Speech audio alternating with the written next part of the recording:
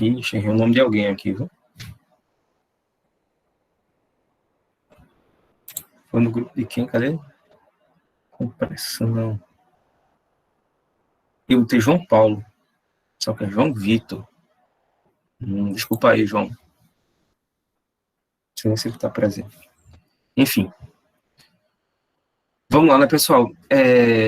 Então, eu queria conversar com vocês rapidinho, né, sobre o comportamento lá no...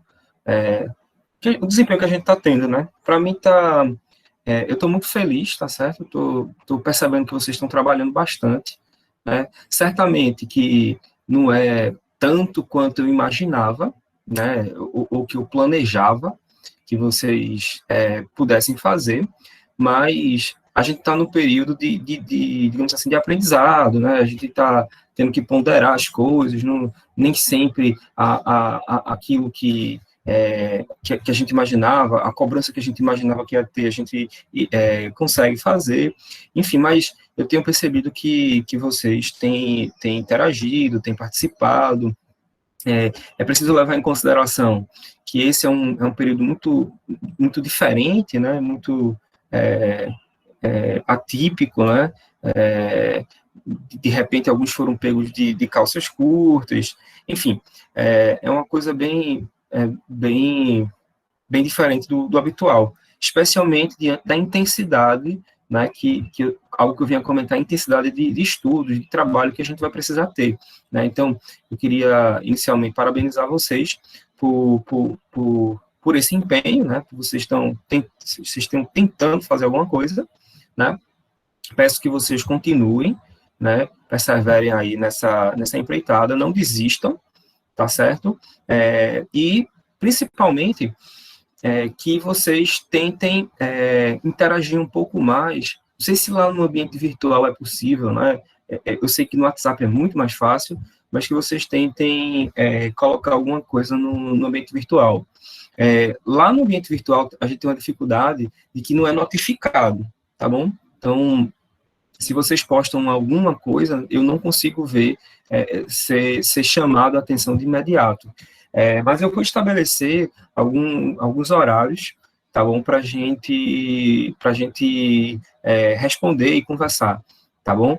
Eu vou colocar lá no ambiente quais seriam, e posto no grupo do WhatsApp também, quais seriam os horários que a gente pode conversar de maneira mais direta lá no ambiente virtual.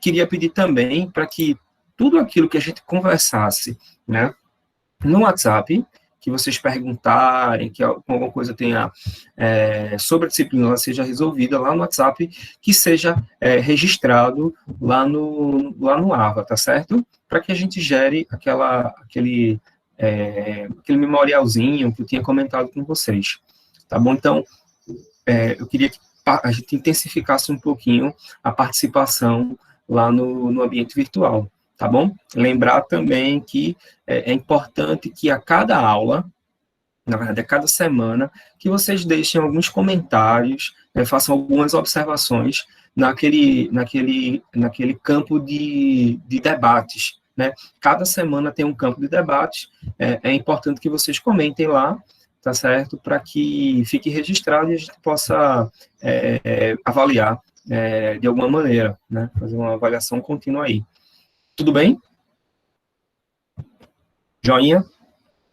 Todo mundo feliz? Olha aí. Joinha. Joinha. Não sei se vocês observaram, tiveram a oportunidade. Ah, sim, esqueci. É importante também, gente, que a gente lembre que o WhatsApp, neste momento, aquele WhatsApp está sendo utilizado por pessoas, né,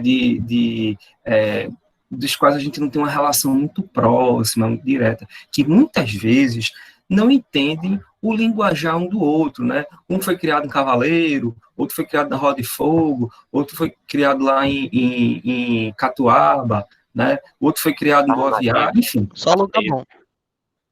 Na Bomba do Emetério. Catende, Carnaíba. Catuaba. Enfim, esse lugar aí que... Carnaíba, tá certo. Eu não sei onde é que fica isso, não. Enfim, o pessoal tem o mais variado tipo de pessoas lá, né? E, e aí, às vezes a gente usa um determinado linguajar com as pessoas próximas da gente, né? Que alguns terceiros acabam não entendendo a quantidade de afeto que a gente tem um pelo outro, né? O afeto mútuo, é quase um amor, né? É quase um amor eros, né? Que a gente tem um pelo outro, né? E que a gente acaba reprimindo, né? E acaba deixando passar nessas pequenas ocasiões, nessas pequenas palavras, nessas pequenas declarações. Então, para que os outros não entendam mal, vamos evitar certos linguajares, expressões e principalmente figurinhas, tá certo? Em especial com pessoas que a gente conhece, né? Com professores, com amiguinhos, coleguinhas, beleza? Para que Tá fique certo, registrado Gabriel. aqui, eu não vi nenhuma figurinha de professor naquele grupo. Tá certo. Muito obrigado, Rafael. Sua Ô, observação é professor, muito você tá vendo aí, importante. toda vez que estão colocando, eu tô pedindo para tirar, né? Tá Você tá gravado. vendo? Isso. Só Muito vejo obrigado, muito viu? bem. Aqui só tem pessoas de extrema qualidade. Eu acho que eu estou falando de algo que não acontece nesse grupo de PDI. Deve ser outro grupo aqui que eu estou imaginando, né? Deve estar errado. Eu tenho certeza que é outro grupo. O senhor tá dando muita cadeira. Isso, Verdade. verdade. Deve ser. Me perdoe aí a explanação, mas aí serve, né, de um lembrete antes de que aconteça, né? Para que, caso haja uma inclinação para determinados tipos de comportamento, a gente evite de pronto, beleza? Beleza. Alguém se sentiu Beleza. constrangido, machucado, magoado com isso que eu falei? Wesley tá Pode aqui, né? pode colocar suas expressões para fora, tá, gente? Vai ficar registrado aqui e eu me importo muito com isso. Ok, se vocês se sentirem assim, com alguma coisa machucando, me avisem, tá certo? Que aí a gente faz de tudo para vocês se sentirem bem, tá bom? Tá certo, Wildson? Tá tranquilo, professor. Tranquilo. Eu Beleza. tô calmo, eu tô tranquilo, percebe não? Isso, é importante. Isso aí é que a gente quer que vocês cursem a coisa com bastante tranquilidade, com calma, né? Que não se estressem. Já tem estresse demais no mundo, o mundo está muito tenso. Então, o que eu quero é que vocês sejam felizes, tá bom? Em relação ao prazo daquelas atividades, permanece o mesmo, né, professor? Como É porque sempre, eu não tive tempo desde o começo. ainda de alterar lá no AVA, mas eu vou alterar hoje. Vamos dar mais uma semaninha. Deixa esse Tá negócio bom? do jeito que tá, rapaz. Tá bom assim, do jeito que tá. Não, Eu professor, só tá vou bom. ficar bonito calado. Deixa, deixa do jeito que tá tudo certo. Enfim, pronto, já que manifestaram essas opiniões, como eu disse, eu vou adiar mais uma semaninha a entrega dos materiais, tá certo? Só para avisar que a gente vai fazer o seguinte hoje. Hoje eu vou falar sobre o material teórico que a gente tá vendo, tá certo? E amanhã, né, a gente vai fazer o seguinte, eu coloquei uma série de vídeos, não sei se vocês tiveram a oportunidade de olhar o AVA, mas eu coloquei uma série de vídeos, né, lá, que tratam sobre programação, né, sobre Python, que a gente está utilizando para processamento de imagens, tá bom? Então, tem uma série de vídeos lá. Eu vou colocar um outro vídeo hoje, que eu estou concluindo aqui, sobre o conteúdo de realce de imagem, de transformações, que é o conteúdo da aula de hoje. Aí eu vou colocar lá essa série de vídeos, tá certo?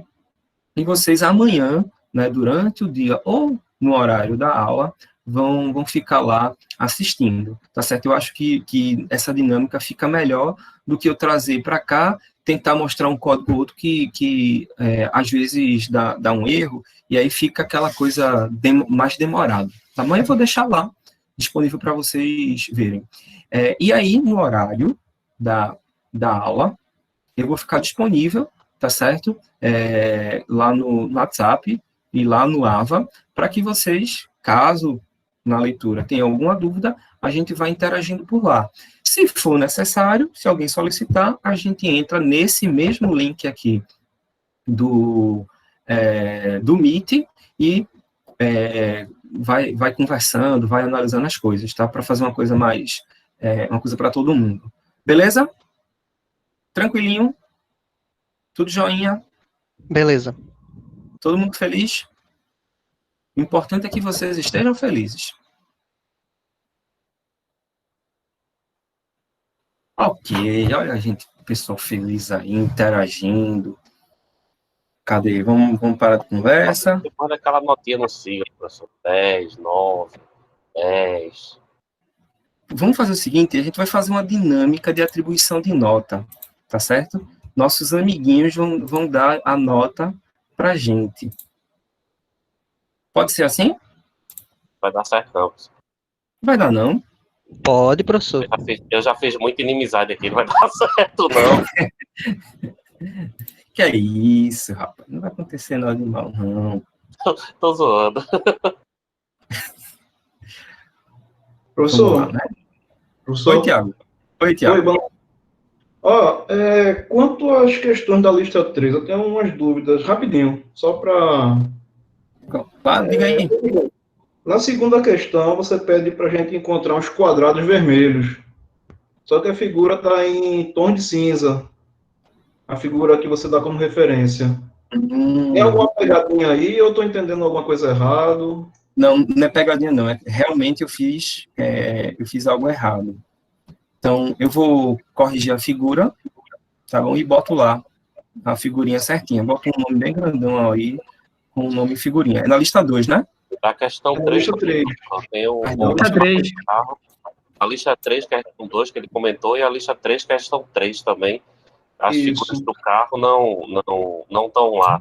Eu até mandei no grupo do WhatsApp uma sugestão de imagem para ser usada, porque já como não tinha, eu tive que procurar para fazer. Se o senhor der uma olhada no WhatsApp, tem lá uma imagem.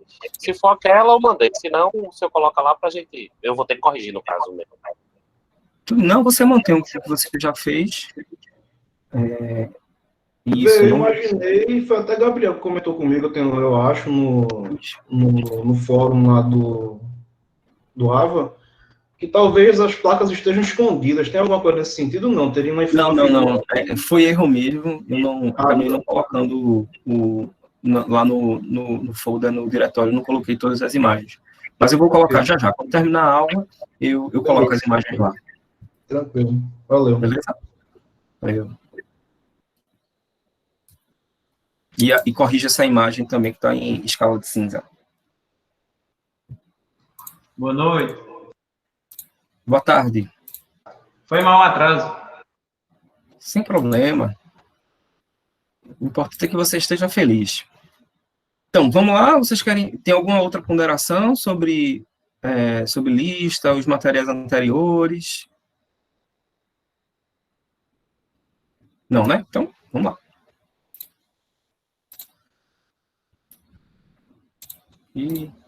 Vocês estão vendo aí a apresentação, né? Ixi, isso aqui tá piscando mais que árvore do Natal. Diga aí. Acho que estão vendo.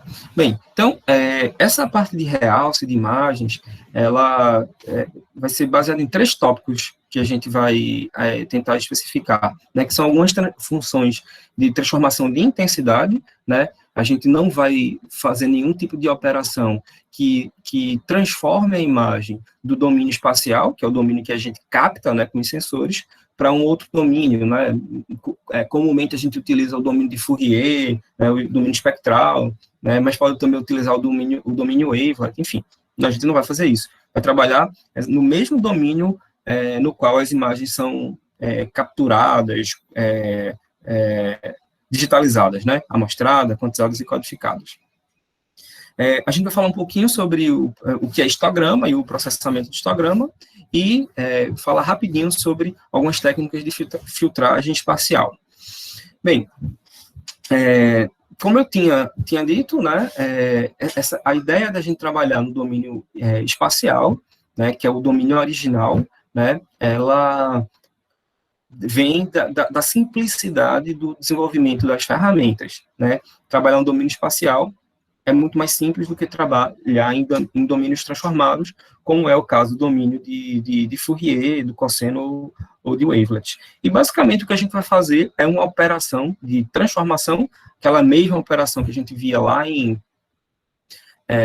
álgebra linear, né? Eu sei que todos aqui têm excelentes lembranças, né, lá de álgebra linear, fizeram cursos muito bons, tá certo? Então, enfim, a gente tem essa premissa aí, tá bom? Muitas vezes, as operações que a gente desenvolve serão operações de convolução. Certamente, todo mundo aqui já cursou sinais e sistemas, não é isso?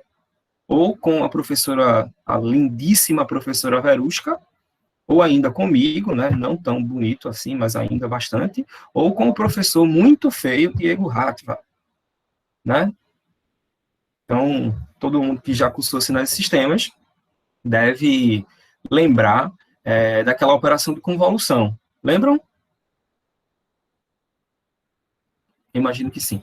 E a operação de convolução, ela é muito utilizada para o processo de filtragem, que é basicamente o que a gente vai fazer aqui, né? Vai ser processos de filtragem.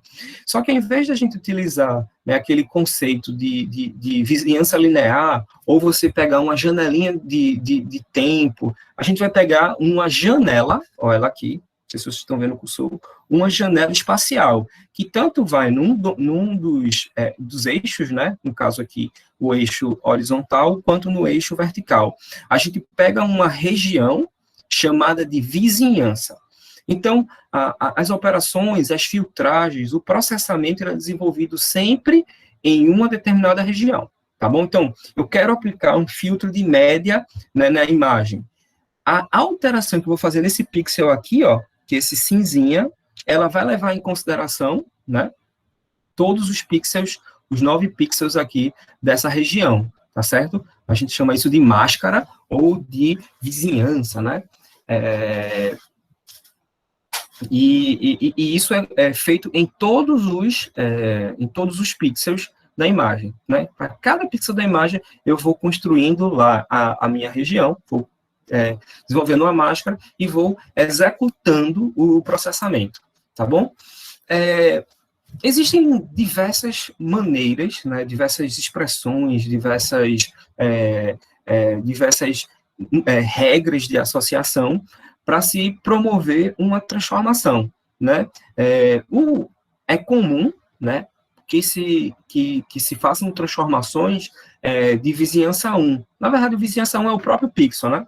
Ele não tem vizinho, é ele mesmo, tá certo? Por exemplo, quando a gente faz uma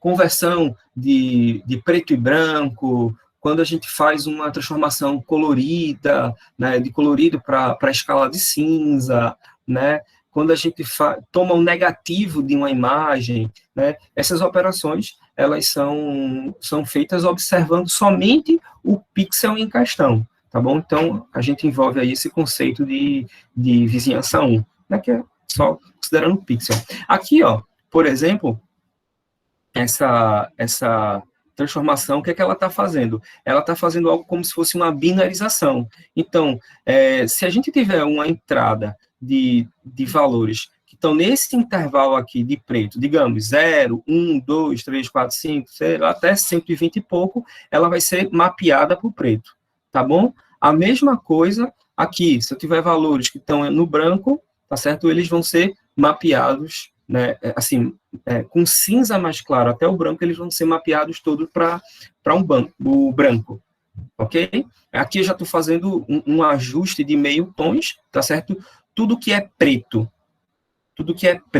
ele vai ser mapeado para, até esse valorzinho mais ou menos aqui, ó, ele vai ser mapeado para o 0, tudo que for branco, digamos, sei lá, 180 até 255, ele vai ser mapeado para o branco, e todos os valores que estão nesse intervalozinho aqui, ó, eles vão ser redistribuídos, tá vendo? Redistribuídos para uma ampla faixa de cinza, tá bom?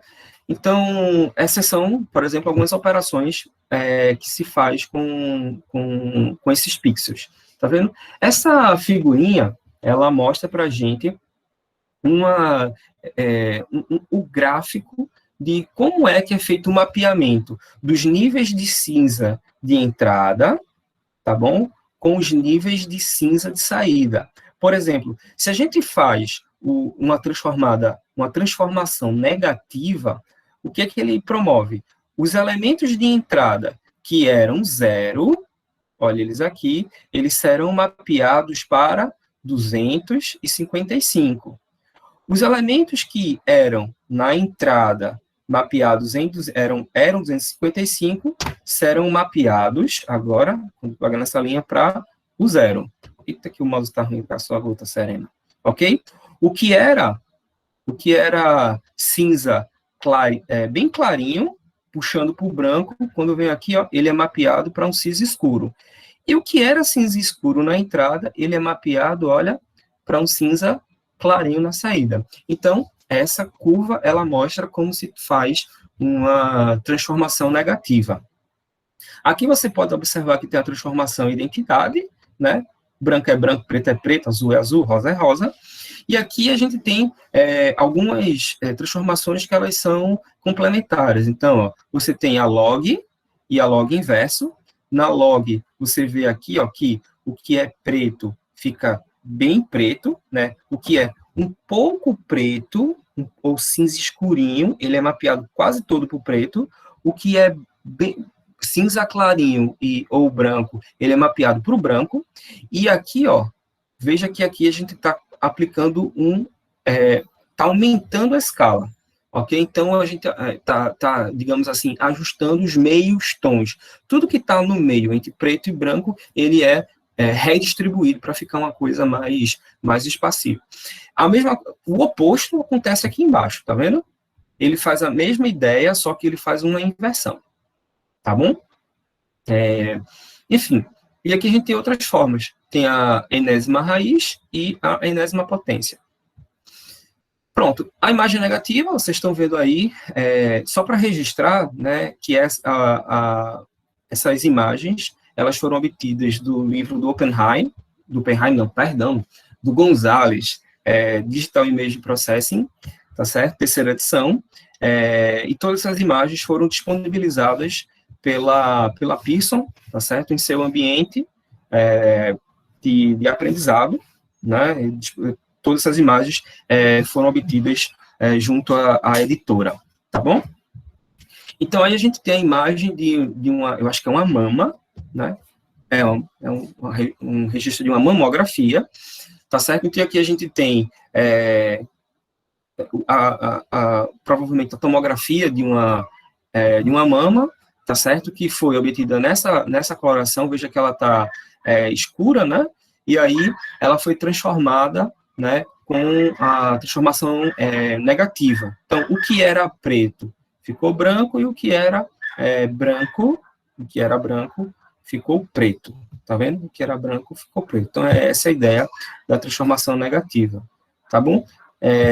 Essas mudanças, essa inversão, às vezes, ela ajuda a que o nosso sistema de percepção visual observe e encontre características melhores do que nessa parte original. Ela é muito usada, esse tipo de transformação, na área médica, né? Quando se trabalha aí com aquisição de imagens em espectros, né, na faixa do espectro que não é da luz visível.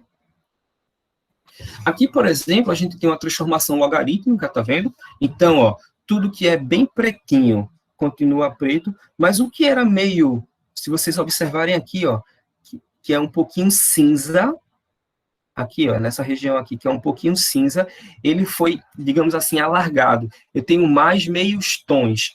Então, aqui você observa que houve a imagem foi um pouco clareada, não é? Em relação ao original, né? Isso aqui, por exemplo, é o resultado... Opa, fiz besteira. Esse é o resultado da aplicação do log, tá certo? nessa imagem aqui, que foi a transformada de Fourier de uma imagem arbitrária, tá certo? Aqui a gente enxerga o espectro muito melhor do que a gente enxerga aqui. Um tipo de transformação da enésima potência é chamada de transformação gama, tá certo? Uma vez que a gente tem uma constante, o valor do pixel de entrada, tá certo? Que é esse R, o S que é a saída, e esse fator gama aqui. Eu não sei se todos, como é que eu posso dizer, viveram numa determinada época das TVs de tubos de raio catódico, né, aquelas antigas TV-zonas, né? Eu não sei se Wilson deve lembrar, porque ele é muito novo, mas a gente tinha lá um ajuste de gama, né? Mexia lá no gama da TV. Você lembra, Wilson? Deixa eu ver se ele está aí ainda. Eu acho que ele saiu. Foi resolver alguma coisa. Mas você lembra que lá em Carnaíba, a TV do LED chegou agora, né? Lá de Carnaíba ainda é assim. Ainda assim, você lembra do ajuste do gama? Não, não fazia essas coisas não, porque não sabia não. Eu nem sei ainda. Ainda não sabe não, mas tá aprendendo agora. Mas eu sabe. Era um menininho pequenininho lá de Carnaíba, ele não mexia nessas coisas não. Mexia não. Mas Wilson Então, sabe. mexia com bode, né? Só mexia com bode, com cabra, cabritinho. Isso, tá certo. Região agrícola, né? Enfim, o ajuste do gama, né, ele era feito, vocês estão vendo aqui, para a gente clarear mais a imagem, tá vendo? Clarear mais a imagem, ou para a gente escurecer um pouquinho a imagem. Valores menores do que 1, entre 0 e 1, obviamente, do gama, faziam que a imagem ficasse um pouco mais clara, tá vendo? Ó, o que era, observe nessa curva, que valores que eram na entrada, que são associados ao preto, né, bem escurinho, ó, eles são mapeados, ó, se o meu Parkinson deixar eu chegar lá, pronto, ó, é mapeado para um branco, onde ele já está. E o que era branco, bem branco, que poderia chegar numa certa saturação, né, que a gente vê tudo branco, ele foi redistribuído, tá vendo aqui, ó, foi um pouquinho atenuado, tá bom? E o oposto aqui embaixo, joia? Então, essa transformação gama, ela é bem interessante. Essa figurinha mostra para a gente mais ou menos o que está acontecendo. Ó. Aqui está vendo, né, a imagem original, a imagem que foi apresentada num determinado monitor, tá certo?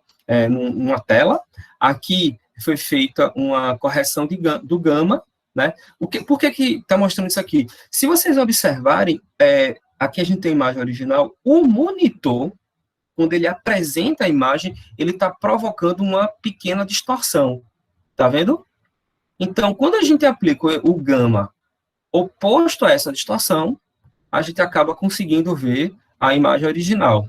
Tá certo? Então, aqui, ó, a imagem original. Essa aqui foi a imagem que teve um problema com Não, essa aqui são diferentes tons de gama, né?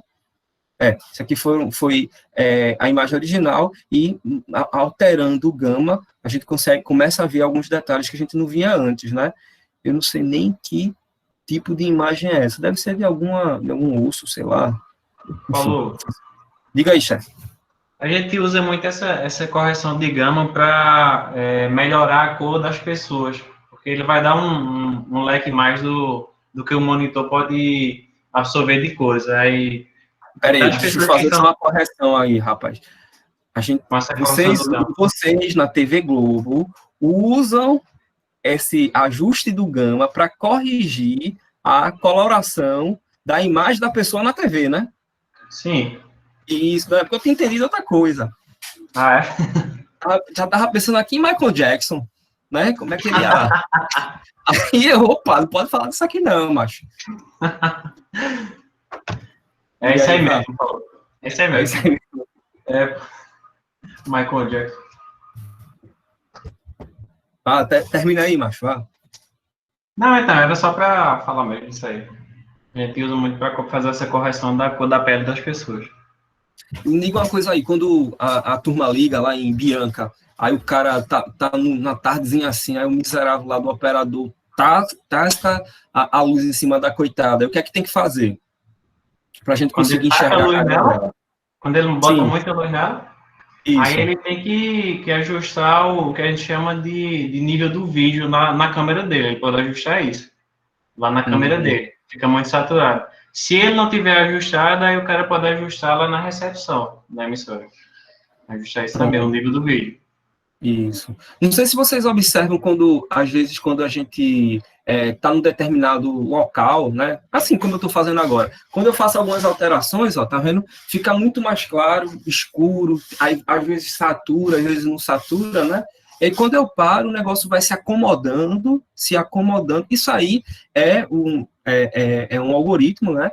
Buscando, ajustando o gama da imagem para que o meu rosto, meu lindo rosto, ele seja apresentado de forma mais fidedigna, né? A gente consiga ver mais os detalhes, né, desse rosto adoniano. Não é isso? Todo mundo concorda comigo? Ó, claro. não, deixa para lá, eu acho. Não imita a opinião, não. Essas operações que a gente tinha feito antes, né, do gama, do negativo, elas são feitas em todas as regiões de maneira, digamos assim, uniforme, tá certo? Mas é possível que a gente implemente alterações por regiões da imagem, não regiões espaciais, mas regiões da intensidade. Então, você observa aqui, ó, por exemplo, a gente está fazendo aqui uma transformação por pedaços. Então, nessa parte mais escurinha da imagem, vocês veem que a inclinação dessa reta aqui, ela é mais próxima da identidade. Então, aqui eu estou modificando um pouco menos, né, a minha imagem. O que é preto, continua preto, e o que é branco, continua branco. O mesmo está acontecendo aqui em cima, tá vendo? Aqui eu estou promovendo uma transformação que é próxima da identidade. Então, o que é branco continua branco, perdão. E o que é mais escurinho, cinza mais escurinho, vai ficando mais ou menos o mesmo tom. Aqui não. Olha só. Nessa região aqui, que é o meio tom, tá certo? Que é a região do cinza mesmo, né? Do cinza que não é nem cinza claro, nem cinza escuro, nem cinza claro. Aqui eu estou fazendo uma transformação bem maior, né? Aqui, ó. Então, eu estou dando um range maior, tá certo? Então, ó, essa imagem aqui, ó, foi obtida aqui, tá vendo? Veja que não há saturação, que a parte mais branca continua mais branca, o que é preto continua preto, mas os tons de cinza, eles apareceram muito mais. Tá joia? Então, essa é a ideia da transformação por pedaços, né? Ainda tem esse fatiamento, né, que você pode, aqui deu uma saturada, tá vendo? Ó, todos os valores de entrada que tem essa determinada região, elas foram topadas, né, colocadas num determinado ponto, e as outras foram permaneceram do jeito que estavam. Né? Isso aqui geralmente é utilizado para dar algum realce numa determinada faixa de intensidades por alguma razão, tá bom? Aqui ele, nessa imagem aqui, ele tentou dar uma escurecidinha, tá bom? E a gente ainda tem, eu acho que a gente até fez um experimento desse, né, que é o fatiamento por plano de bits, no qual a gente promove alterações em cada um desses planos, né?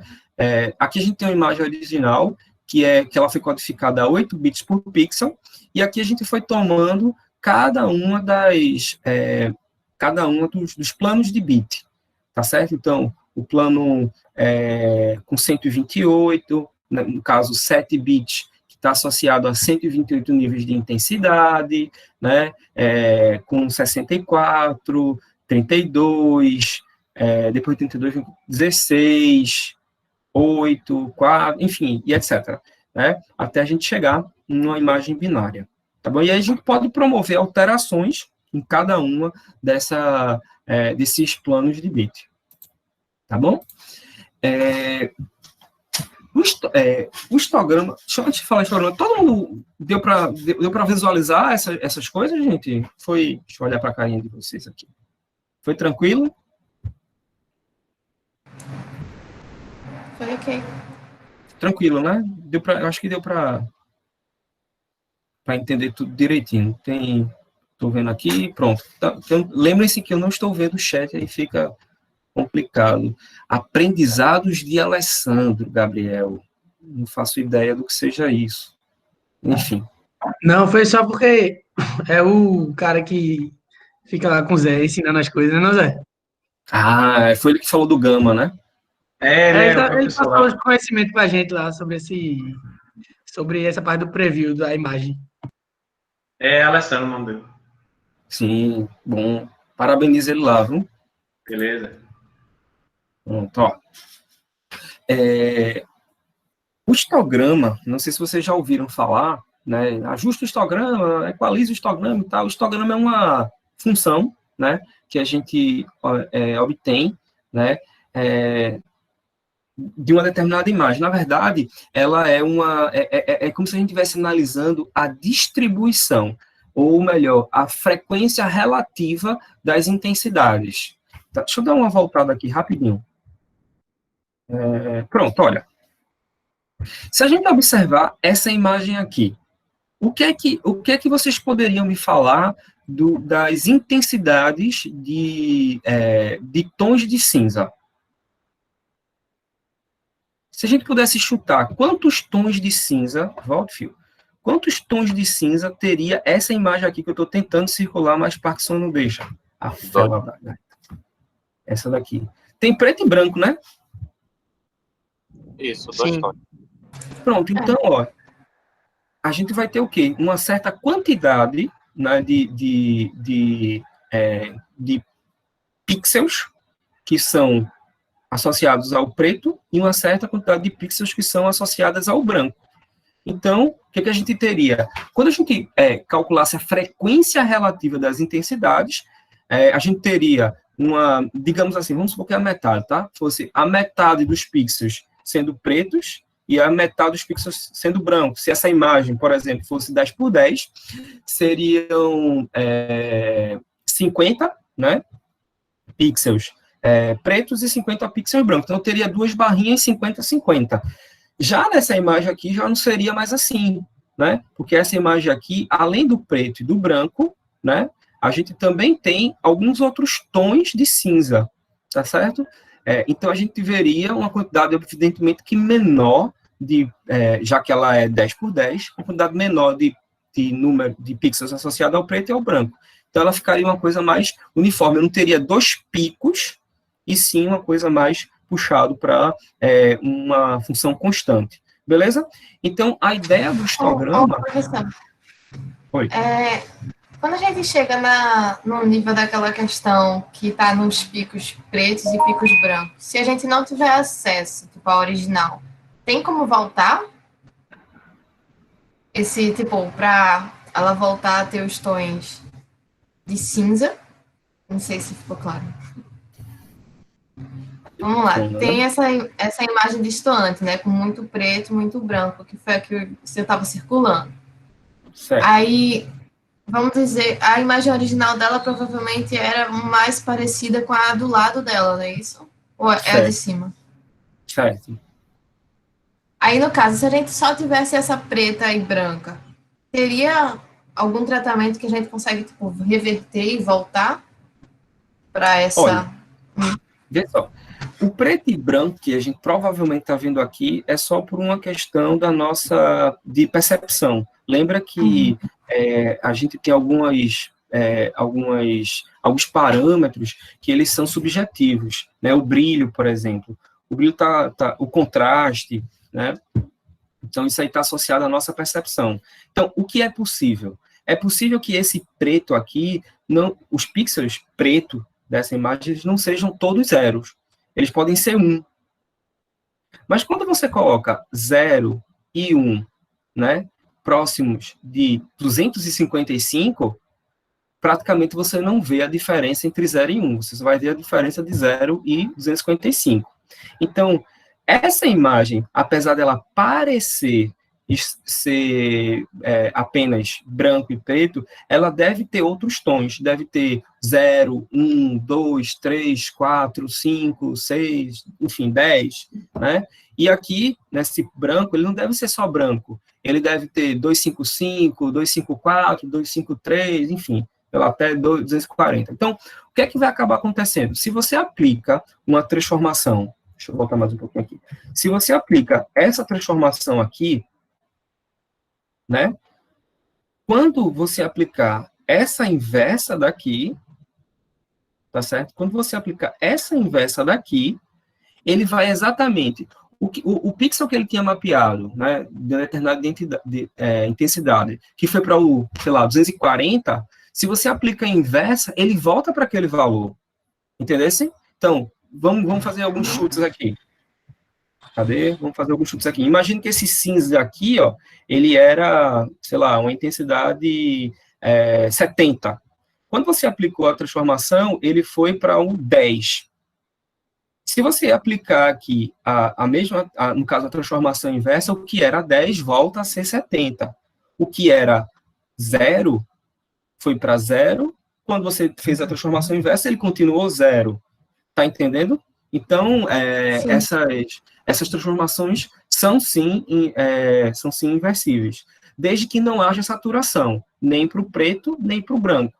Então, é possível, por exemplo, que se aqui, né, nessa região aqui, era 70, 71, 72, 73, e quando eles foram transformados para cá, ficaram todos em, digamos, 10, evidentemente, quando a gente fizer a transformação inversa, ele não vai para 71, 72, 73, 74, ele vai para algum desses valores, mas ele não vai alcançar todos os valores igual ao original. Beleza? Entendi. Valeu. Pronto, então, o histograma ele vai permitir, né, que a gente, uma função que vai permitir que a gente observe a distribuição das intensidades. Ele vai fazer vai fazer a frequência relativa, o número de pixels, a quantidade de pixels que cada intensidade de cinza tem, certo? E aí a gente, é costume que a gente faça a apresentação do histograma por meio de um gráfico, tá bom? Aí tem umas continhas, pronto, ó. Vocês querem que eu fale sobre essas continhas? Não. Como é, professor? Pode repetir, por favor? Nada não. Foi retórica a pergunta, só para eu responder. Então tá aqui, bom. ó, o que ele está mostrando? Vê, a gente tem essa imagenzinha, note que ela está bem escurinha, né? Isso. Era retórica também? Não, essa era a parte. Sim. Ela tá escurinha.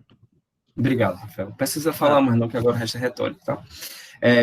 Então, aqui, ela está escurinha. Note que esses gráficos aqui, ó, ou essas barrinhas, elas estão apresentando o número de pixels que tem em cada uma dessas intensidades. Esse eixo aqui, Jesus, esse eixo aqui, ó, ele é a número de pixels. E esse eixo aqui é a intensidade, tá certo? Então, ó, note que como essa imagem é escurinha, não tem branco, por isso que aqui é 0. Tá vendo? 0, 0, 0, 0, 0. Note que tem preto e muitos tons de cinza escurinho. Veja que o preto aqui tá se sobressaindo, ó. Aí o danado do Caba fez um efeito Lagama, né? Menor do que 1 e clareou. Quando clareou, ó, o que era preto foi jogado lá para frente, né? O que era preto foi para, sei lá, 128. E aí a imagem, a imagem clareou. Aí você nota agora, olha, como está bem mais clarinho, ó. Veja aqui a quantidade de pixels associadas a um cinza claro, né? Ela aumentou, beleza?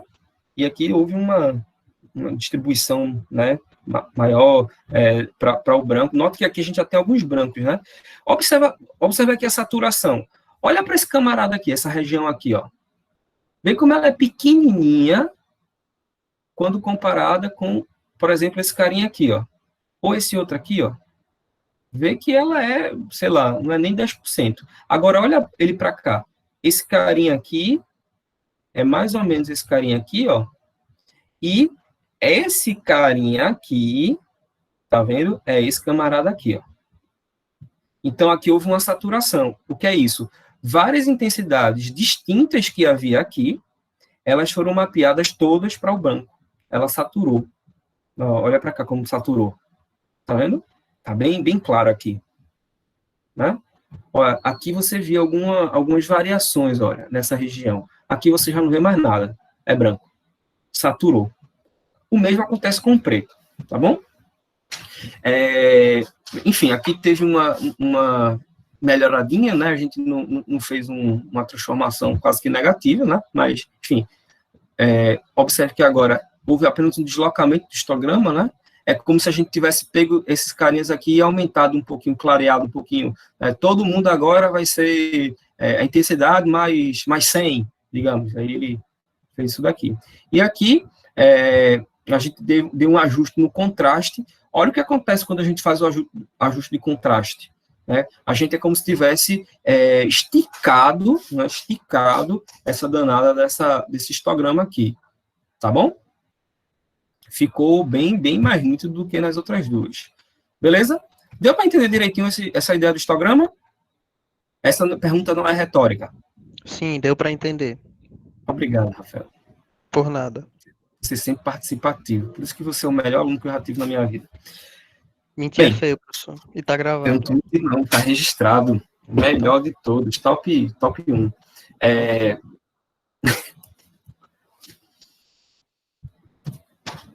Muitas vezes a gente precisa fazer algumas manipulações na imagem, né, que elas podem ser observadas a partir de uma transformação do histograma. A gente quer alterar uma imagem para encontrar uma certa distribuição na imagem, né, aumentar um contraste, por exemplo. E essas alterações, né, na imagem, elas que buscam um determinado histograma, elas se concentram em duas formas basicamente distintas, que é a equalização e a especificação de histograma. Na equalização, a ideia é tentar fazer uma distribuição que ela tenha uma determinada concentração, tá vendo? Uma determinada concentração, que ela se torne um pouquinho uniforme, né? Por isso que vem a ideia de equalizar. Equalizar vem do grego ficar igual, né? Eu falo grego, tá certo? Então, é o que está acontecendo aqui, ó. Tá bom? A gente tem aqui uma determinada quantidade de pixels, tá vendo? Das intensidades, aqui, ó, de 0 a 7. Acho que está aqui na imagem seguinte. Vamos lá? Vamos, amigo. Não, tá não. Acho que eu excluí. Então, aqui a gente tem, ó, uma imagem que ela tem 8 níveis, 0 a 7, e aqui a quantidade, frequência relativa, né, a quantidade de pixels que foram contabilizados para cada uma dessas intensidades. Então, aqui eu tenho, dessa imagem hipotética, eu tenho 790 pixels que tinham intensidade 0, 1023 pixels que tinham intensidade 1, beleza? Quando eu pego todos os pixels da imagem, eu acabo obtendo aqui a minha probabilidade, né, a minha frequência relativa, e aqui a frequência acumulada, tá bom? Veja aqui que ela está acumulando.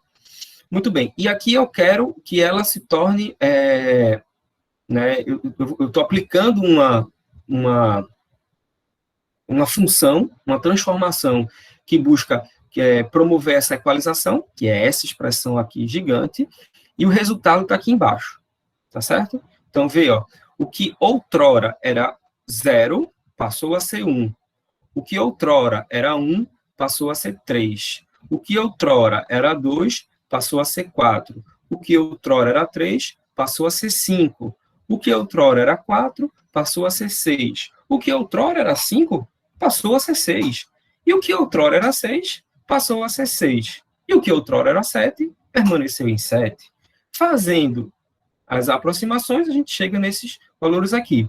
Então, observe o seguinte, que agora, né, os pixels, ó, esses carinhas aqui, ó, eles vão ter mais ou menos a mesma distribuição.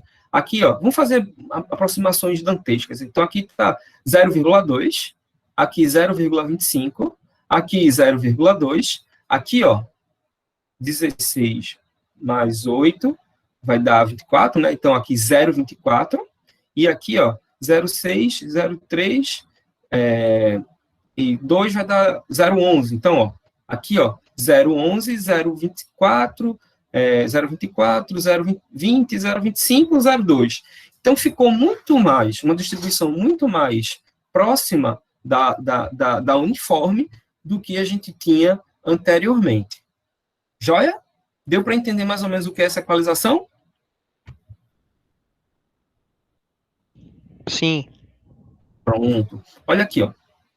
Na imagem original, tá certo? Essa é a imagem original, essa é a imagem original, e essa aqui é a imagem equalizada, tá certo? E aqui está o histograma dessas imagens, dessa imagem equalizada, tá bom? Veja que aqui tem uma distribuição bem ampla, né? Com vários picos, e aqui a gente tem, ó, uma coisa mais... Veja que aqui tem valores bem pequenininhos em determinadas regiões, e esses valores foram diminuindo, especialmente aqui, ó.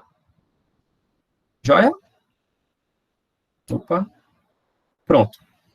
Olha aqui uma outra situação.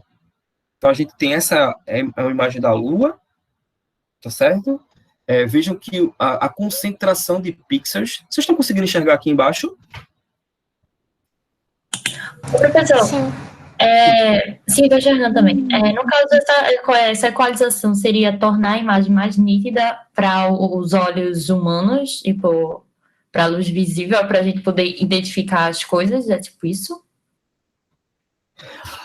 Isso é muito relativo, porque, às vezes, com a equalização do histograma, você consegue... Veja que a equalização do histograma não é uma transformação invertível. Deixa eu voltar rapidinho. Volta, filho, volta. Está vendo que ela não é invertível. Porque o que antes era 5 foi mapeado por 7.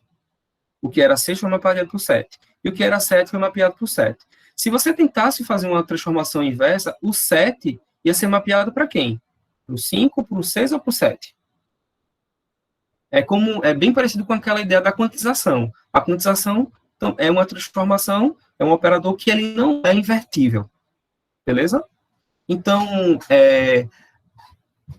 muitas vezes a gente utiliza a equalização do histograma não só para melhorar ou para fazer um contraste maior ou para diminuir os meios tons, mas às vezes é utilizado para um reconhecimento de algum objeto por meio de algum algoritmo, né? Ou para a gente diminuir determinadas faixas de intensidade possível, para diminuir o processamento, enfim. Então, não é só para tornar, se adequar ou melhorar a imagem para a nossa percepção, não. Às vezes, pode ser utilizado em outras circunstâncias.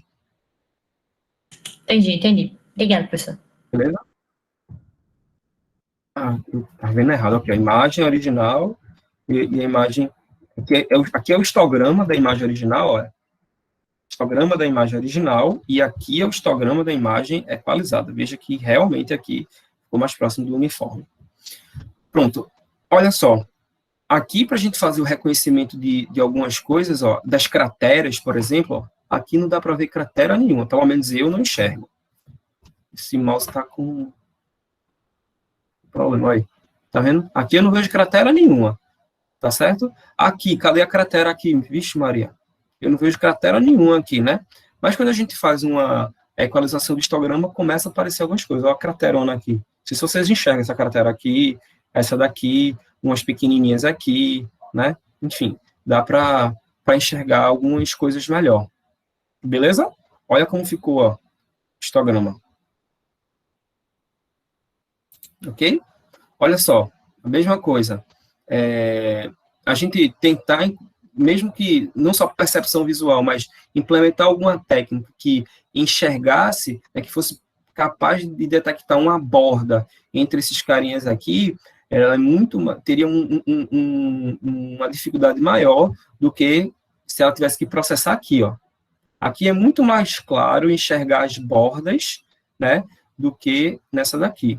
Então, aqui, só com a equalização de histograma, a gente pôde perceber a existência de alguns detalhes da imagem que a gente não via antes. Tá joia?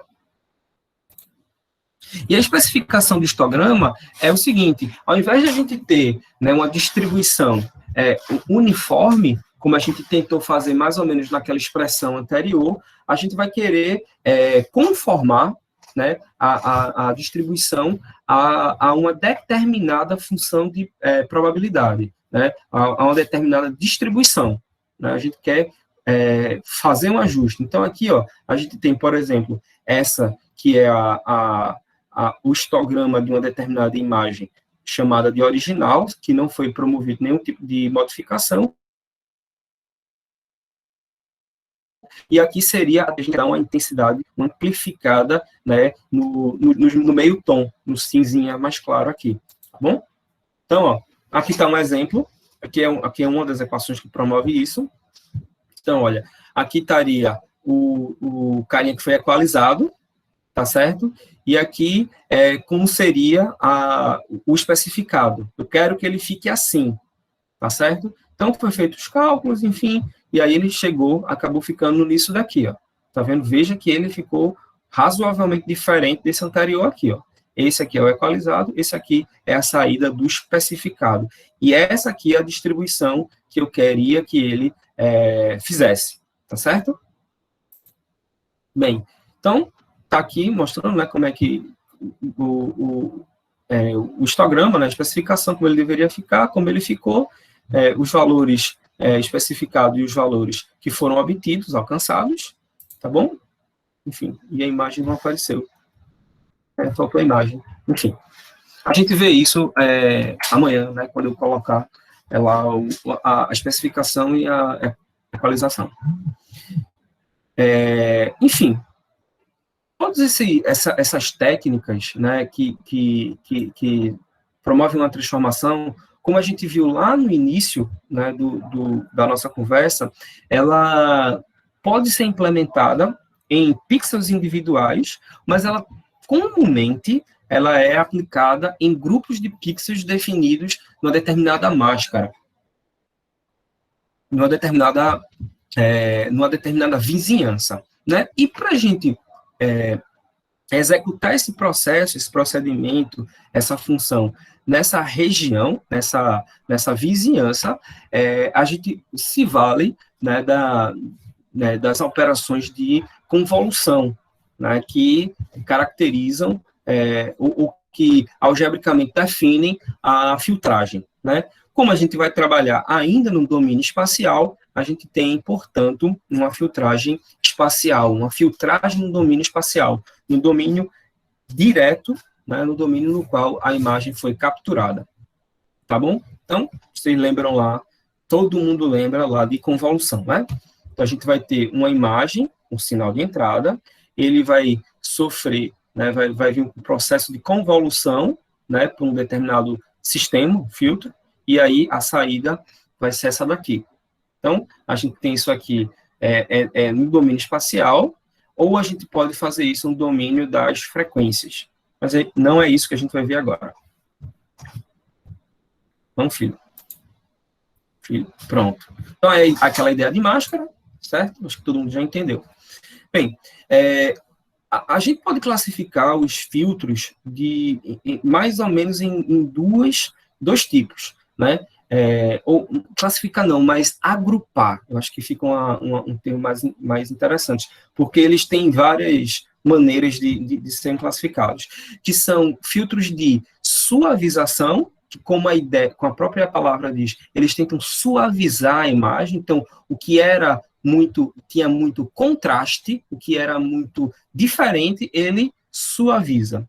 Ou os filtros de aguçamento. Então, aquilo que tinha um certo contraste, aquele contraste, aquela diferença, ela é amplificada, ela é aguçada, né? Por exemplo, uma transformação binária, de binarização, né? o que valores abaixo de 128 são mapeados para o 0, valores de 128 para cima são amplificados por 1. Isso aí vai aumentar bastante o contraste, isso é um aguçamento, tá certo? Isso é um aguçamento. Se a gente vai suavizar a imagem, a gente vai tentar diminuir esse aguçamento, essa diferença.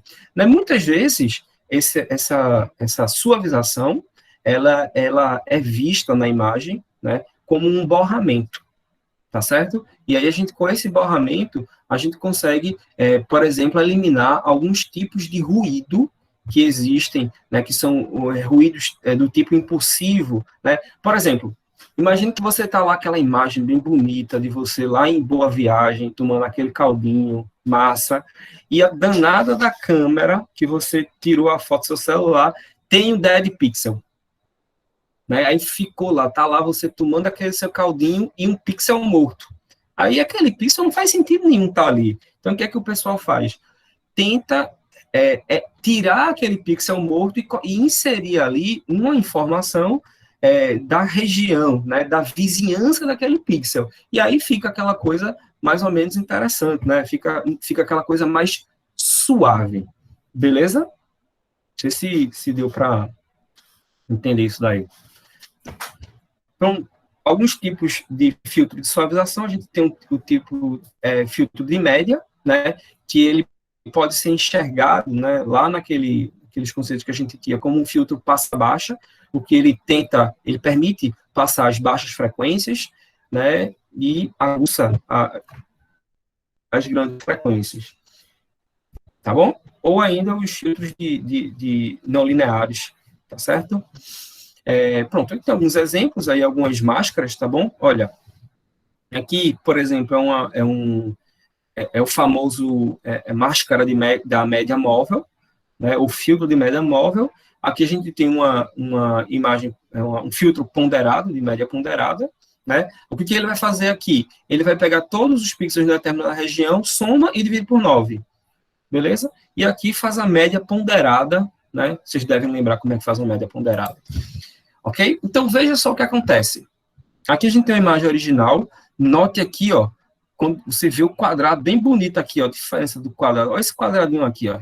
Quadradozinho massa. Pipoco, ó. Ó as barrinhas. Tudo bem definido. Você enxerga muito bem a diferença do branco, preto e do cinza. Né? O contraste, ele é muito bem visto aí. Até aqui você enxerga muito bem, tá vendo? Aqui, hora branco, hora preto, hora branco, é uma coisa meio ruidosa. Aí a gente vai começar a aplicar filtros de suavização. Vai suavizar, por exemplo, tirar a média. Olha o que vai acontecendo. A imagem, ó, opa, aqui para cá, aí ele vai para cá. Comece que você já não percebe tão bem como é que eu falo? A borda. Aqui a borda, ó. Olha a borda, você vê exatamente onde é que tem preto e onde é que tem cinza. Aqui já fica um negócio mais difícil, né? Tem um meio tom aqui de um cinza. E quando chega aqui, vixe Maria, aqui embaçou, né? Você tá usando máscara e usando óculos, né? E aí baforou tudo aí no óculos, embaçou. Tá vendo? Borrou. Tá borrado aqui. Ok?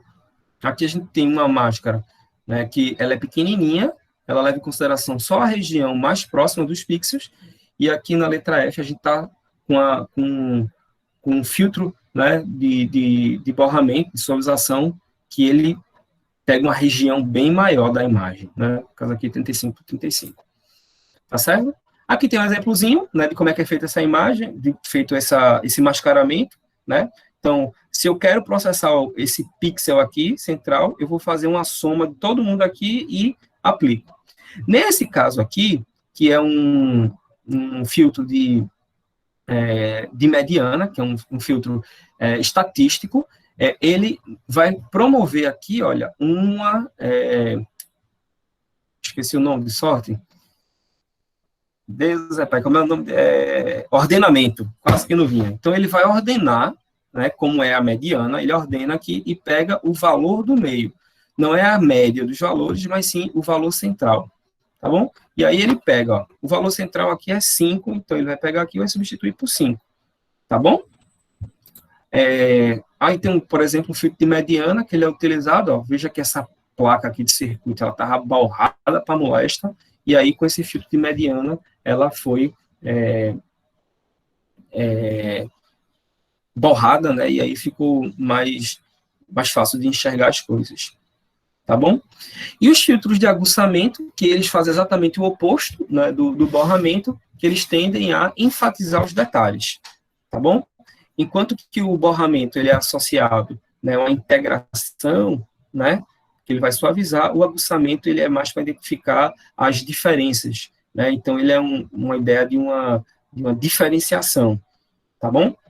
E aí a gente tem alguns filtros de aguçamento que são caracterizados por meio de expressões derivadas no mundo digital, né? Vocês devem lembrar lá de PDS, quem cursou PDS, devem lembrar que a operação diferencial do mundo contínuo é passada para o mundo discreto como uma operação ou um operador de diferença.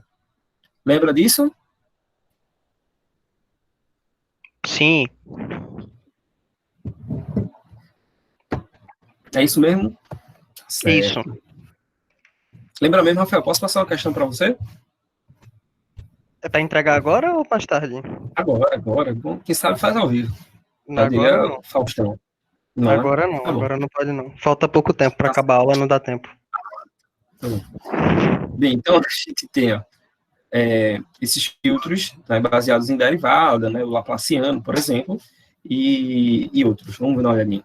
Aqui, ó, o Laplaciano. Pronto, ó. Aqui está mostrando mais ou menos como seria a derivada, né, no mundo contínuo, né, e aqui a diferença no mundo discreto, como seria a derivada, né, no mundo discreto. É simplesmente a diferença do pixel de um ponto para o outro. Como a gente sempre está usando o conceito de máscara, a gente vai precisar de levar um sinal bidimensional, e aí a gente leva em consideração o eixo Y e X, que é o eixo, né, digamos, da linha e da coluna. E aí, é comum que vocês devem ter visto isso em cálculo 9, cálculo 10, cálculo 5, cálculo 1, cálculo 90, sei lá, qual cálculo que vocês viram, o operador Laplaciano. Né? O operador Laplaciano que leva. Viu, não? Não me recordo. Não, eu lembro disso não.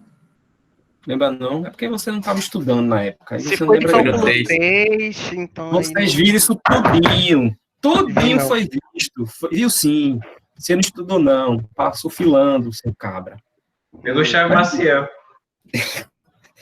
Rapaz, por favor, não cite nomes aqui. Falou nome, foi, pô. Poxa, não, mas foi o professor pô, que ensinou isso aí a gente. Então, é justamente esse nome que ensinou, não né? É a D ainda mais. Enfim. Então, aqui está, por exemplo, como seria aqui é o Laplaciano, né? A gente toma derivadas parciais, né, no mundo contínuo, e aqui seria a caracterização do Laplaciano no mundo discreto, tá bom? Então, aqui estão os pixels da vizinhança. Aqui é o pixel central, tá vendo? Pixel central, e aqui são os vizinhos da vizinhança 4, o que faz a cruzinha, tá vendo? Primeiro de cima, o de baixo, da esquerda à direita. É, isso aí, da direita. Ok? Vamos lá. Aqui, por exemplo, é uma forma da gente implementar, né, essa máscara, tá certo? Do Laplaciano. Ok? Opa, fiz alguma besteira aí. Passa. Aqui tem explicando mais ou menos como seriam a primeira derivada, a segunda derivada, tá bom? Enfim, vamos lá dar uma olhadinha. Olha só como a gente pode, em geral, utilizar esses filtros de aguçamento.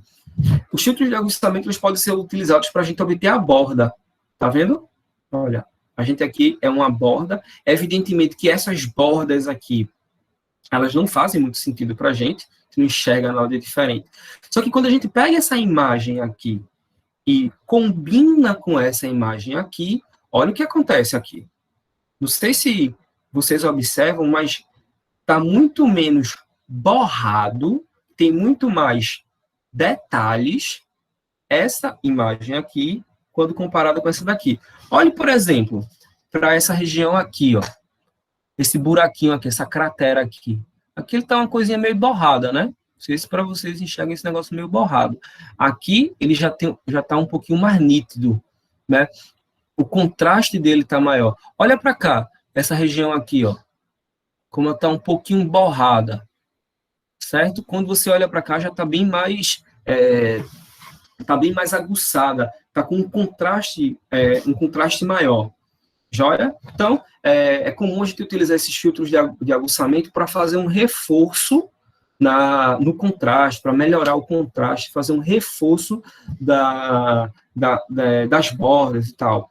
Tá bom? Então, essa é a ideia do aguçamento. Tá bom? Enfim, aí mostrando como é que é feito uma filtragem, quando é que caracteriza uma nitidez, filtragem de nitidez, ou quando a gente tem um filtro de alto reforço. Tá bom? Aqui, por exemplo, é uma imagem original, tá certo? De uma placa qualquer. Aqui ela foi suavizada. Aqui a gente pegou as bordas, né? Aplicou a nitidez. A gente fez um aguçamento com a nitidez e aqui com alto reforço. Note que a borda aqui salta aos olhos, né?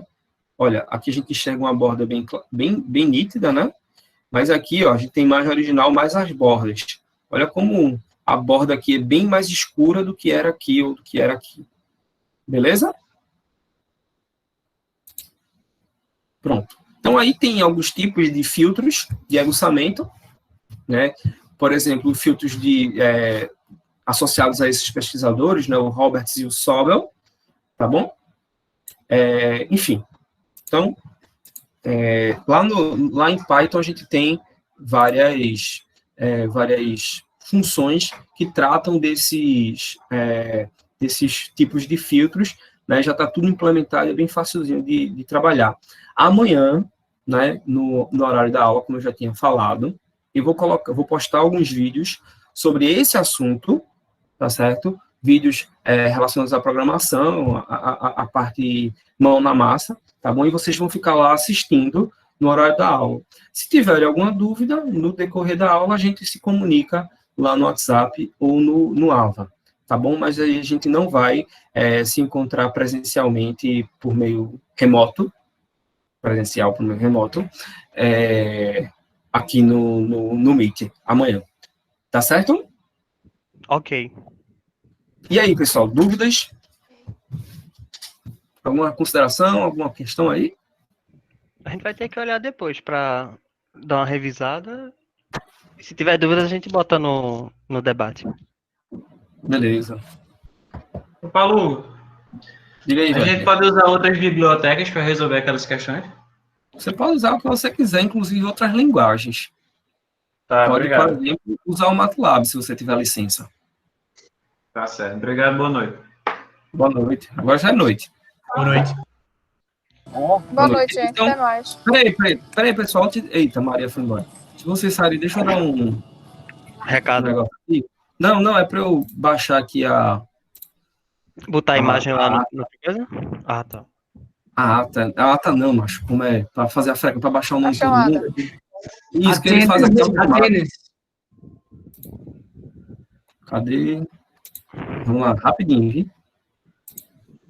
Se vocês irem embora. Rafael, puxa o assunto aí, enquanto tá... Então, eu quero tirar dúvidas contigo, aproveitar que ainda tem uns 10 minutos de aula. Pronto, diga aí, vá. A minha segunda questão da lista 3, eu consegui fazer o código. Na verdade, eu pedi ajuda a Denis, né? E aí a gente criou o código, só que por algum motivo, quando eu boto imagens em JPEG, o código não conta a quantidade de bits, só em PNG. Tipo. E o código funciona, exatamente. Aí eu queria uma luz. Às vezes o JPG ou alguns outros formatos, ele é feito como um metadado, sabe?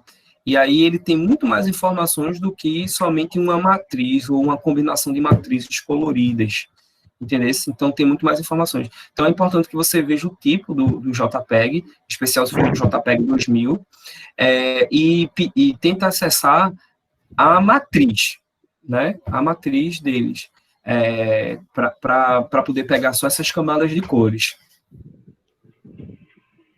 Eu não sei onde é que eu vou conseguir isso não, mas tá, vou tentar. Você pode pesquisar na internet, ele explica isso aí, Hoje certamente. eu pesquisei tanto, imagina. Foi? Chega no Oi. pai com 100 mil Tá reais que fazendo- ajuda. Oi, como é, Wilson? Chega no pai com 100 conto que eu te ajudo. Não, filho, sem conta aí também. Olha, se você colocar no Colab, pode compartilhar comigo que eu posso dar uma olhadinha. Oxe, vou compartilhar agora. Compartilhe. Ah, 50. Qualquer coisa que eu não entender, pergunta a Wilson. Qual é o teu e-mail, Paulo? Paulo.hugo.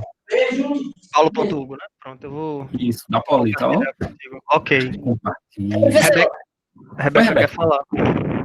Não, é só uma dúvida com relação ao OpenCV. No caso, eu estava fazendo pelo Colab. Eu voltei para o Colab porque eu estava passando por muita dor de cabeça. Eu estava tentando fazer ele pelo... Pois é, eu não estou conseguindo abrir a imagem no Visual Studio. No caso, a primeira questão, por fim, eu consegui fazer no Colab, mas no Visual Studio eu não consegui fazer. Eu baixei as bibliotecas do OpenCV, massa, e ele reconhece que ele não consegue fazer o crop da imagem. E aí eu não sei se tipo, alguma coisa que eu preciso fazer, se eu tenho que colocar. Eu tentei botar até na mesma pasta do arquivo lá, mas não consegui. Então não faz Rapaz, ideia. eu consegui uma vez na vida compilar um código no Visual Studio. Uma vez, só consegui compilar um código no Visual Studio. Eu não faço ideia de como usa aquela desgraça. Como as pessoas ainda usam aquele ambiente. Muito É bom, mas tem uma dor de cabeça. É isso, Paulo. Mas tu tá usando o notebook, como ele abre a extensão, né, de Jupyter Notebook lá no Visual Studio. Não tá usando ele? Sim, eu tô usando. Eu baixei o Python e o compilador também, tá ligado? Eu consegui fazer a primeira lista, a segunda lista, as duas listas eu consegui fazer no Visual Studio tranquilo. Agora, dessa terceira, eu preciso usar o OpenCV para poder abrir imagem, fazer todo aquele corte e tudo, eu não consigo fazer. Mas deixa, sem problema, eu vou fazendo colado, é isso. O importante é que eu quero ver ele pegando. É isso. Só queria ver se eu sabia. Mas, pelo visto. Boa. Paulo, No outra visual, dúvida, Paulo. Paulo, outra dúvida. não. Os usuários, tipo, a gente tá fazendo o programa, mas aí a gente ficou com uma dúvida. A pessoa que vai usar o programa é uma pessoa que, tipo, vai fazer direitinho ou é uma pessoa que, tipo, por exemplo, bota o valor -1, -50, ele vai botar valor razoável? Porque se for pessoas, assim, não muito inteligentes, a gente vai ter que criar várias condições, vários ifs, de, se o usuário botou -1, mandar ele fazer de novo, não sei o quê, o código fica muito maior. Exatamente. Isso aí é você que tem que fazer, viu, rapaz? Não inventa, Olha. não. Deixa eu dar uma botada nele, Wilson. Eu desprezei a ignorância do usuário. Ano passado, eu estava dando ponto para os pirraia, né, de álgebra linear, que faziam uns programinhas, né, tipo, calcular um determinante, fazer uma decomposição LDU, verificar se os vetores são linearmente dependentes ou linearmente dependentes. Eu disse, meu pirraia, faça esses programas aí em uma linguagem que você quiser, em Python, em C, enfim, que você quiser, e me mostre funcionando. Aí vi um menino feliz da vida, né? Olha aqui, professor, eu fiz o programa. Aí quando eu cheguei, bota valor A, B, C e D. Aí quando chegava, erro. Eu sou burro, né, Rafael? Isso era para responder? O senhor vai Não. botar menos... tá. O senhor vai botar -1 Eu disse que uma pessoa não inteligente, burra, iria colocar esses valores. E aí ia bugar o seu código. Na verdade, não, né? Pode ser que alguém que entenda das coisas achou o exception. Pronto, ok. Faça propositalmente. Certo, mas aí... que a pessoa que fez achou o exception lá em álgebra é a mesma pessoa... Eu não paguei álgebra com essa coisa. Não, mas, enfim, você entendeu que o cara que sabe as exceções... Pronto. Mas aí a minha pergunta é... Pronto, essa pessoa que botou essa exceção, ela sabe o que está fazendo.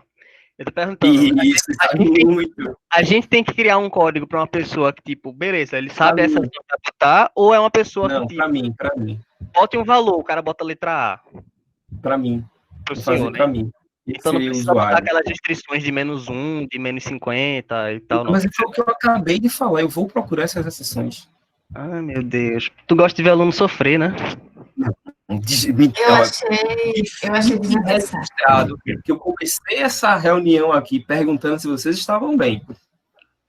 Mas jeito? estávamos bem, né? Estávamos, bom. né? Tá bom, entendi. Botar as exceçõezinhas lá e torcer pro professor não achar uma coisa que eu não pensei. Lembre que você vai apresentar, né, seu material, vai contextualizar, vai falar e tal, e que a gente vai estar sempre aberto à pergunta dos nossos coleguinhas, né, dos nossos companheiros e do nosso querido professor. Então, é possível que na hora que você esteja explicando alguma coisa, eu peça que você dê um certo exemplo. Pronto. Aí depois o Hudson passa a conta dele para ele não fazer perguntas na hora da apresentação e tudo fechado. Vocês podem perguntar bastante também na apresentação dele, né? Eu não sou tão fuleiro assim, não. Ah, então tá tranquilo. Ok, vou alterar o código, então. Acho que ele já foi. Eu também acho. O Wesley foi embora. Beleza, gente. Oi? Eu voltei, estava. É só um delay. Só um delay. É que a internet tá lenta. Tu perguntou o quê? Nada não, deixa eu falar. Na gravação eu vejo. Beleza. Pronto. Aí tu bota no debate. Pronto. E aí, gente, mais alguma coisa, alguma questão? Sim. Ainda as imagens certas? Eu vou colocar as imagens, vou atualizar lá o folder com as imagens corretas. Certo. Beleza. Acho que... Agora, calma. Esse negócio dessa conversa com o usuário e tudo mais, tá falando do trabalho, do grupo, ou tá valendo para a lista também? Não, para a lista não. Eu falei isso agorinha, Paulo. Eu tô no medo. Pro trabalho, claro que vai fazer bonitinho, né? Então, desculpa, eu não entendi. Não. A lista, né, a gente vai ter um rigor um pouco menor. Já o trabalho que vocês vão apresentar nas próximas semanas é que eles vão ser exaustivamente debatidos na aula, né? Então, aí você precisa ter um pouquinho mais de atenção para que a turma não ache as exceções. Agora tá ok. Tá, beleza. Ok.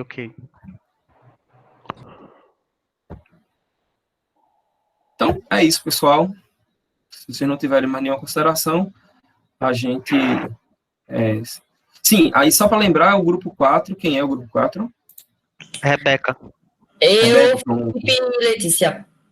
Pronto, então, quinta-feira, de hoje a 8, a gente, nesse mesmo bate-canal, tá certo? Se encontra aqui para tirar, para fechar a apresentação, não é para tirar dúvida não, tá? Para fechar a apresentação que vocês vão desenvolver na sexta-feira. E aí, tentem se comunicar comigo durante essa semana para tirar as dúvidas, tá certo? Vamos deixar fechado o negócio na quinta-feira. De boa? De boinha. Tá ok. Ok. Pronto, então. Então, pessoal, uma boa noite a todos e tchau. Mano. Tchau, velho. Até mais, professor. Tchau. Tchau,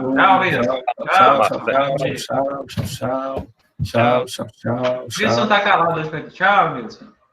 Aí, Denta. Ei, Wesley. Oi.